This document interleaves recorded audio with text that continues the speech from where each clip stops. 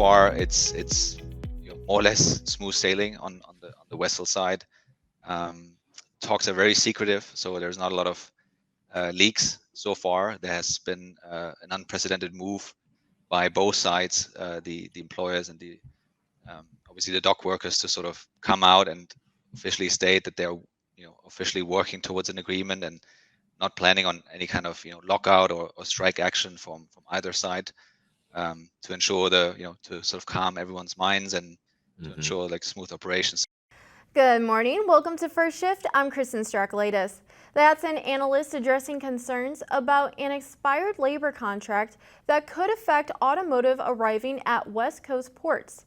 More on that coming up, but first, looks like regulatory uncertainty is delaying the deployment of a technology that could improve road safety in the U.S. That's according to the Alliance for Automotive Innovation. Vehicle to Everything, also known as V2X, would allow connected vehicles to transmit data such as GPS location, acceleration, predicted path, and driver controls to other vehicles. The technology could potentially save thousands of lives and prevent millions of crashes. The National Transportation Safety Board says harmful interference from out-of-band emissions is one main problem with the technology. The Alliance has released policy recommendations on V2X, explaining how it can support wide-scale deployment in the U.S. Volvo Cars' new CEO says he wants the luxury vehicle company to get recognized as a very credible next-generation electrified car company. He is doing this by setting a high standard for the new flagship SUV, which could be the first model that debuts under his leadership. The vehicle will be a replacement for the XC90. He adds there are no ifs, ands, or buts about the electric shift. Tesla's Model Y's driving range could be boosted in the future while still using the same size battery pack.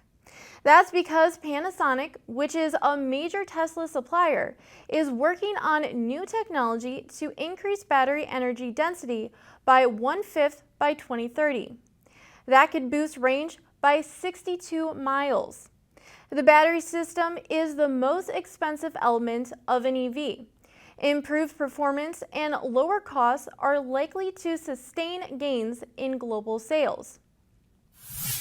Now an update to a story that we brought you earlier this week about the labor contract between the Pacific Maritime Association and the International Longshore and Warehouse Union expiring. The biggest concerns are the ports at Los Angeles and Long Beach because together they receive 40% of U.S. imports from Asia and are considered the anchors of West Coast port traffic. Mirko Wazik of Everstream Analytics says this could cause a port worker strike in California and may lead to North America looking at getting parts from Canada or Mexico versus overseas. And obviously, any type of lockout or strike situation on the U.S. part of the West Coast will then eventually trickle down to the Canadian side of things and also cause congestion there. So not looking too bright. I mean, it's very difficult to sort of have any contingency plans. I guess definitely for the automakers, it will be to sort of have alternatives in place in North America. So looking towards sort of anything that critical parts, either stock up supply of those critical parts, or sort of see whether there's potentially another alternative in Canada or Mexico that they could replace overseas parts with. To hear Wazik's full interview, you can listen to Tuesday's Daily Drive podcast on our website, automotivenews.com. The Michigan-based self-driving tech startup company May Mobility says it is partnering with State Farm. This is being done to help fund work with Toyota. May Mobility says it will begin preliminary work integrating its self-driving systems on the Toyota e-Pallet. This is a battery electric vehicle expected to someday operate in Toyota's Woven City, a prototype city of the future. Art lovers, listen up. Hyundai Motor Company announced its 7th expedition of the Hyundai Project. The exhibition is called The Space Between the Modern and Korean Art.